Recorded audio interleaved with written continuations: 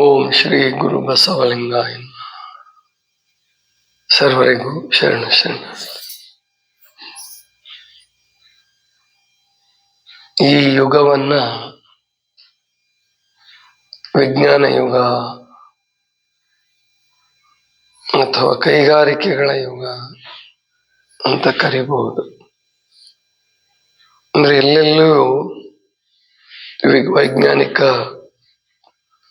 ಸೌಲಭ್ಯಗಳು ಮತ್ತು ವೈಜ್ಞಾನಿಕ ಯಂತ್ರಗಳು, ವಿಜ್ಞಾನದ್ದೇ ಗದ್ದಲ. ಇನ್ನು ಅವನ್ನೆಲ್ಲ ತಯಾರಿಸಬೇಕಾದ್ರೆ ಕೈಗಾರಿಕೆಗಳು, ಇಂಡಸ್ಟ್ರೀಸ್ ಬೇಕು. ಹಾಗಾಗಿ ವಿಜ್ಞಾನ, ಕೈಗಾರಿಕೆಗಳು, ಯಂತ್ರಗಳನ್ನ, ವಾಹನಗಳನ್ನ ಇಷ್ಟು ತಯಾರಿಸ್ತಿದಾವಂದ್ರೆ ರಸ್ತೆನಲ್ಲಿ ಎಷ್ಟಿರ್ತಾವೋ ಹೆಚ್ಚು ಕಡಿಮೆ ಅಷ್ಟೇ, ಅಥವಾ ಅದಕ್ಕಿಂತ ಸ್ವಲ್ಪ ಕಡಿಮೆ ಇರಬಹುದು. ಎಲ್ಲ ಕಂಪನಿಗಳಲ್ಲಿ, ಕಾರ್ಖಾನೆಗಳಲ್ಲಿ, ಶೋರೂಮ್ಗಳಲ್ಲಿ ನಿಂತಿರ್ತಕ್ಕಂಥ ವಾಹನಗಳು ಅಥವಾ ಹಿಂದೆ ರೆಡಿ ಇರ್ತಕ್ಕಂಥ ಯಂತ್ರಗಳು, ಮಷಿನರೀಸ್ ಎಲ್ಲೆಲ್ಲಿ ನೋಡಿದ್ರೆ ಇವುಗಳದ್ದೇ ಕತ್ಲ. ಇನ್ನು ಅದರ ಪರಿಣಾಮವಾಗಿ ಜನಸಂಖ್ಯೆ ಜಾಸ್ತಿ ಆಯಿತು, ಕಟ್ಟಡಗಳ ಸಂಖ್ಯೆ ಜಾಸ್ತಿ ಆಯಿತು. ಇನ್ನು ವಾಸ ಮಾಡ್ಲಿಕ್ಕೆ ಮನೆ ಬೇಕಲ್ಲ. ಒಂದು ಹೊಸ ಶಬ್ದ ನಿರ್ಮಾಣ ಆಯ್ತು, ಹೊಸದೇನು ಹಳೇದೇ ಆಯ್ತು. ಅದು ಕೂಡ ಕಾಂಕ್ರೀಟ್ ಕಾಡು. ಅಂದ್ರೆ ಎಲ್ಲೆಲ್ಲಿ ನೋಡಿದ್ರು ಕಾಂಕ್ರೀಟ್, ಸಿಮೆಂಟ್, ಕಾಂಕ್ರೀಟ್.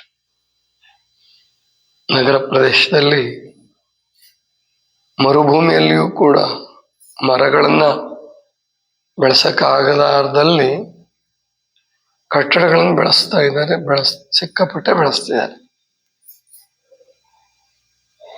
ಇದರ ಪರಿಣಾಮ ಏನಾಗಿದೆಯಪ್ಪ ಅಂತಂದ್ರೆ ರೋಗಗಳು ಜಾಸ್ತಿ ಆಗಿದ್ದಾವೆ.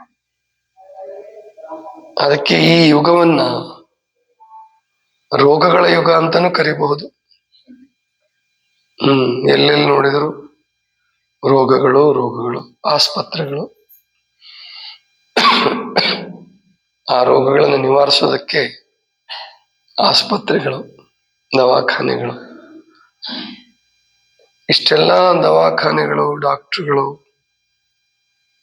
ಯಂತ್ರಗಳು ಎಲ್ಲವೂ ಸೇರಿ ಮನುಷ್ಯನಿಗೆ ಆರೋಗ್ಯ ಕೊಡ್ತಿದಾವ. ಅದನ್ನ ರೋಗಿ ಕೇಳಬೇಕು ಅಥವಾ ರಾಜಕಾರಣಿಗಳಿಗೆ ಕೇಳಬೇಕು. ರಾಜಕಾರಣಿಗಳಿಗೆ ಕೇಳಿದ್ರಂತೂ ಕೊಡ್ತಾ ಇದೀವಿ ಅಂತಾರ. ಯಾಕಂದ್ರೆ ಅವ್ರಿಗೆ ದುಡ್ಡು ಬಿಡುಗಡೆ ಆಯ್ತು ಅಂತಂದ್ರೆ ಇಷ್ಟು ಜನರಿಗೆ ನಾವು ಇಂತಹ ವಿಮೆ ಕೊಟ್ಟಿದ್ದೀವಿ, ಇಂತಹದ್ದೆಲ್ಲ ಮಾಡಿದೀವಿ, ಇಷ್ಟು ಹಣ ಖರ್ಚಾಗಿದೆ ಅಂತ ಲೆಕ್ಕ ಕೊಡ್ತಾರೆ. ಇನ್ನು ಡಾಕ್ಟರ್ಗಳಿಗೆ ಕೇಳಿದ್ರೆ ಅವರು ಹೇಳ್ತಾರೆ, ಇಲ್ಲ ಹುಷಾರಾಗಿದೆ, ಎಷ್ಟು ಜನರಿಗೆ ನೆಗೆಟಿವ್ ಬಂದಿದೆ, ಎಷ್ಟು ಜನರಿಗೆ ಆಪರೇಷನ್ ಮಾಡಿದೀವಿ. ಸರಿ, ಅವರ ಬದುಕು ಆರೋಗ್ಯಪೂರ್ಣವಾಗಿದೆಯಾ? ಬೇರೆ ಯಾವ ಕಾಯಿಲೆಗೂ ಒಳಗಾಗಿಲ್ವಾ? ಮೊದಲಿಗಿಂತಲೂ ಅಂದ್ರೆ ಕಾಯಿಲೆ ಬರೋಕ್ ಮುಂಚೆಗಿಂತ ಕಾಯಿಲೆ ಬಂದ್ಮೇಲಾದ್ರೂ ಕೂಡ ಚಿಕಿತ್ಸೆ ತಗೊಂಡ್ಮೇಲೆ ಮೊದಲಿಗಿಂತ ಉತ್ತಮವಾಗಿ ಬದುಕ್ತಿದಾರ ಅಥವಾ ಇನ್ನೂ ಹೆಚ್ಚು ಕಷ್ಟಪಡ್ತಿದಾರ? ಇದನ್ನ ನೋಡೋದೇ ಇಲ್ಲ. ಇದನ್ನು ನೋಡ್ಬೇಕಲ್ಲ, ಸರ್ವೆ ಮಾಡ್ಬೇಕಾದ್ರೆ ಅದರ ಕಡೆ ಗಮನ ಇಲ್ಲ, ಬಹಳಷ್ಟು ಜನರದ್ದಿಲ್ಲ. ಒಂದು ಕಾಯಿಲೆಯಿಂದ ಒಂದು ಕಾಯಿಲೆಗೆ ಪ್ರಮೋಷನ್. ಹಾಗಾದ್ರೆ ಈ ಸಂದರ್ಭದಲ್ಲಿ ನಾವೇನ್ ಮಾಡ್ಬೇಕು? ಸ್ವಲ್ಪ ಆರೋಗ್ಯ ಪಡ್ಕೊಂಡಿದೀವಿ, ನಾವೇನ್ ಮಾಡ್ಬೇಕು? ಹೇಗ್ ಬದುಕ್ಬೇಕು? ಇದೆ ನಮ್ಮ ಈ ಮಹಾಮನೆಯ ಗುರಿ. ಏನಪ್ಪಾ ಅಂತಂದ್ರೆ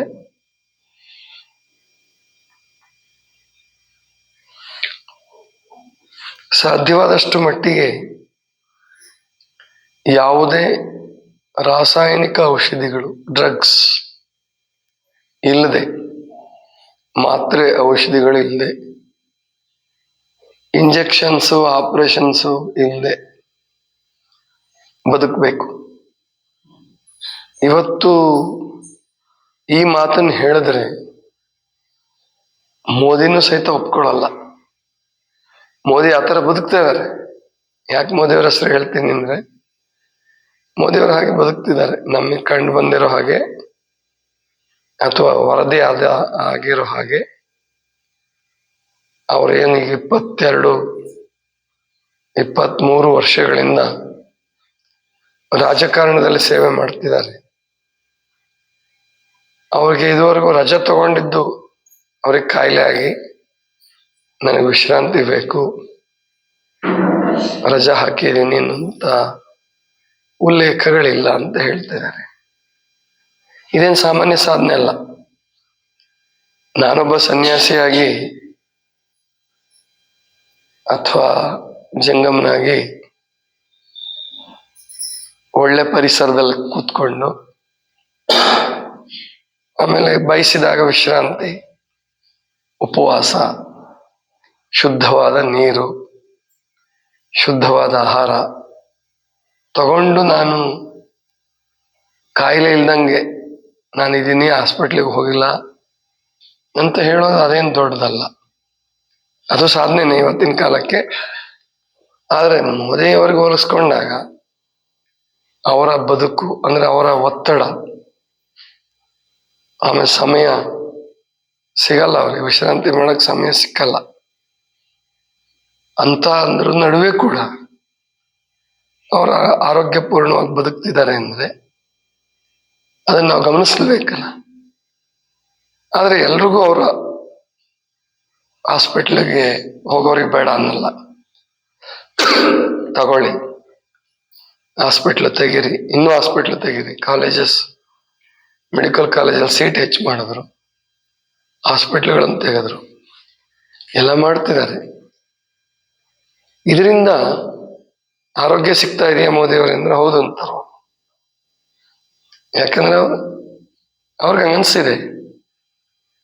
ಆದ್ರೆ ಒಳ ಕೆಳಗಿಳದ್ ನೋಡಿದ್ರೆ, ಕೆಳಮಟ್ಟಕ್ಕೆ, ರೋಗಿ ಮಟ್ಟಕ್ಕೆ ಇಳಿದ್ ನೋಡಿದ್ರೆ ಅದು ಇಲ್ಲ. ಯಾಕಂದ್ರೆ ನಾನೊಬ್ಬ ವ್ಯಕ್ತಿ, ಔಷಧಿ ಕೊಡ್ತಕ್ಕಂಥ ವ್ಯಕ್ತಿ, ಪ್ರಸಿದ್ಧವಾದ ವ್ಯಕ್ತಿ, ಇಲ್ಲಿ ಯೂಟ್ಯೂಬಲ್ಲೆಲ್ಲ ಬರ್ತಾರ. ಅವರು ತಮ್ಮ ಒಬ್ಬ ಪೇಷಂಟ್ ನನಗೆ ತೋರಿಸ್ತಿದ್ದಾರೆ. ಇವ್ರು ನೋಡ್ರಿ, ಸಂಪೂರ್ಣ ಕ್ಯಾನ್ಸರ್ ನೆಗೆಟಿವ್ ಬಂದಿದೆ, ಹುಷಾರಾಗಿದ್ದಾರೆ ಅಂತಾರೆ. ಆದ್ರೆ ಅವ್ರು ಮಾತಾಡುವಾಗ ಕಾಯಿಲೆ ಇದ್ದಾಗ ಹೆಂಗ್ ಮಾತಾಡ್ತಿದ್ರು ಹಂಗೆ ಮಾತಾಡ್ತಿದ್ದಾರೆ. ಆಪರೇಷನ್ಗೂ ಹೋಗಿ ಬಂದಿದ್ದಾರೆ, ಆಪರೇಷನ್ ಆಗಿದೆ. ಆಮೇಲೆ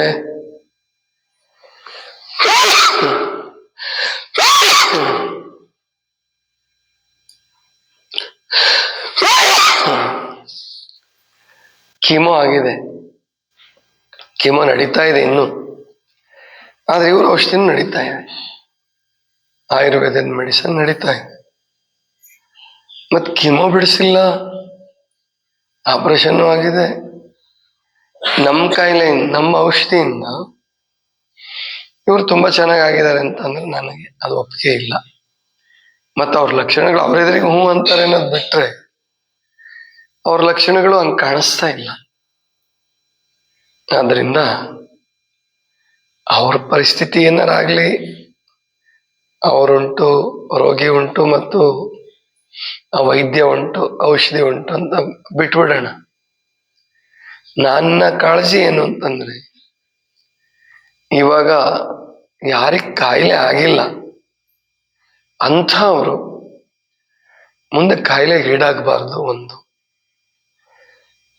ಕಾಯಿಲೆಗೆ ಈಡಾದ್ಮೇಲೂ ಸಹಿತ ಆ ಒಂದು ಸಂಕೀರ್ಣವಾದ ಚಕ್ರ, ಕಾಂಪ್ಲೆಕ್ಸ್ ಸರ್ಕಲ್, ವಿಷವೃತ್ತ ಅಂತಂದ್ರೆ ಬೇರೆಯವರೆಲ್ಲ ಸಿಟ್ಟಾಗ್ತಾರೆ, ಅದೊಂದು ವಿಷವೃತ್ತನೇ, ಪಾಯ್ಸನಸ್ ಸೈಕಲ್. ಆದರೆ ಈಗ ನಾವು ಹೇಳೋದು ಆ ವಿಷಚಕ್ರ ಅಥವಾ ವಿಷವೃತ್ತದಲ್ಲಿ ಸಿಕ್ಕಾಕೊಳ್ಳಾರ್ದೆ ಅಥವಾ ಸಂಕೀರ್ಣವಾದ ಚಕ್ರ ಅಂತ ಹೇಳೋಣ. ಕನ್ಫ್ಯೂಷನ್ ಇದೆ, ಕಾಯಿಲೆ ಹುಷಾರಾಗಿದೆಯೋ ಇಲ್ವೋ, ರೋಗಿಗೇನೆ ದಿಗ್ಭ್ರಮೆ ಆಗ್ಬಿಟ್ಟಿದೆ, ಡಾಕ್ಟರ್ಗಳಿಗೆ ದಿಗ್ಭ್ರಮೆ ಆಗೋ ಸಾಧ್ಯತೆ ಇದೆ. ಅದಕ್ಕೆ ಆ ಚಕ್ರದಲ್ಲಿ ಸಿಕ್ಕಾಕೊಳ್ಳಾರ್ದೇನೆ ಬದುಕ್ಬೋದ ನಾವು? ಖಂಡಿತ ಬದುಕಬಹುದು. ಅದರಲ್ಲೂ ಹಳ್ಳಿ ಜನ ಎಲ್ಲಿ ಸರಳವಾದ ಬದುಕು ನಡೀತಾ ಇದೆ ಅಲ್ಲಿ ಖಂಡಿತವಾಗಿಯೂ ಬದುಕಬಹುದು. ಆ ನಿಟ್ಟಿನಲ್ಲಿ ಏನಾದರೂ ಯೋಚನೆ ಮಾಡೋಣ. ಅಂದ್ರೆ ಅದಕ್ಕೊಂದು ಸಿಂಪಲ್ ಇವತ್ತು ಸೂತ್ರ ಕೊಡೋದೇನೆಂದ್ರೆ, ನೀವು ಪೂಜೆ ಮಾಡುವಾಗ, ಧ್ಯಾನ ಮಾಡುವಾಗ ಅಥವಾ ಮಲಗಿದ್ದೆದ್ದಾಗ, ಮಲಗುವಾಗ ನಿದ್ದೆ ಬಂದಿಲ್ಲ ಅಂತಂದ್ರೆ ಧ್ಯಾನ ಮಾಡ್ತೀರಲ್ಲ, ಆವಾಗ ನಿಮ್ಮ ಶರೀರದಲ್ಲಿ ಏನಾಗ್ತಿದೆ ಗಮನಿಸ್ಕೊಳ್ಳಿ. ಹೊಟ್ಟೆಲಿ ಏನಾಗ್ತಾ ಇದೆ, ಶ್ವಾಸಕೋಶದಲ್ಲಿ ಏನಾಗ್ತಾ ಇದೆ, ಹೃದಯದ ಭಾಗದಲ್ಲಿ ಏನಾಗ್ತಾ ಇದೆ ಗಮನಿಸಿ.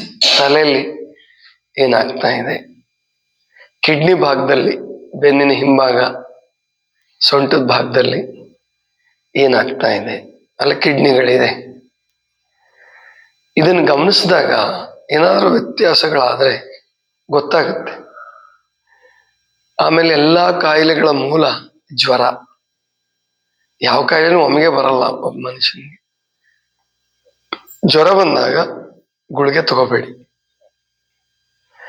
ಆವಾಗ ಏನ್ ಮಾಡ್ಬೇಕಾಗಾದ್ರೆ ಅದನ್ನ ನಾಳೆ ಹೇಳ್ತೀನಿ. ಇವತ್ತು ಸಮಯ ಆಗ್ಬಿಟ್ಟಿದೆ. ನಾಳೆ ಜ್ವರ ಬಂದಾಗ ಏನ್ ಮಾಡ್ಬೇಕು, ತಲೆನೋವು ಬಂದಾಗ ಏನ್ ಮಾಡ್ಬೇಕು, ಮೈಕೈ ನೋವು ಬಂದ್ರೆ ಏನ್ ಮಾಡ್ಬೇಕು, ಸರಳವಾಗಿ. ಅಂದ್ರೆ ಇದಾಗಲೇ ದೊಡ್ಡ ಕಾಯಿಲೆಗೆ ಈಡಾದವ್ರಲ್ಲ, ಈಡಾಗಿಲ್ಲ ನಾವಿನ್ನು, ಯಾವುದೋ ಮೆಡಿಸಿನ್ ತಗೊಳಲ್ಲ, ಯಾವುದೋ ಆಪರೇಷನ್ ಆಗಿಲ್ಲ. ಈಗ ನಾವೇನ್ ಮಾಡ್ಬೇಕು ಅನ್ನೋ ವಿಷಯದಲ್ಲಿ ಅದನ್ನ ನಾಳೆ ದಿವಸ ನೋಡೋಣ. ಸರ್ವರಿಗೂ ಶರಣ.